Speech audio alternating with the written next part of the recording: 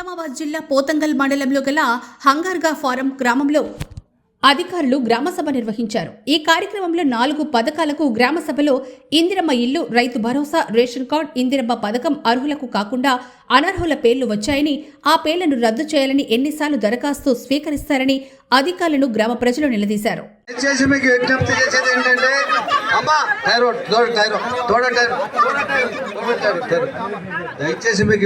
చేసేది ఏంటంటే ఇది ప్రభుత్వ గ్రామ సభ, ఇది ప్రజాపాలనలో గ్రామ సభ.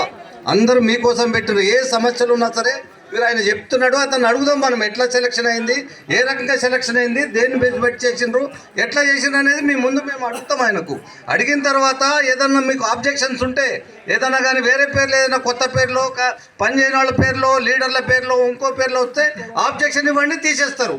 ఒకటి ఆగమ్మా, నువ్వు ఆగు. ఇంకొకటి, మీకు ఎవరైనా కానీ కరెక్ట్ ఉపాధి హామీ పనిచేసి మీకు ఎలిజిబిలిటీ ఉండి భూమి లేని నిరుపేదలు ఉంటే అప్లికేషన్స్ ఇవ్వండి.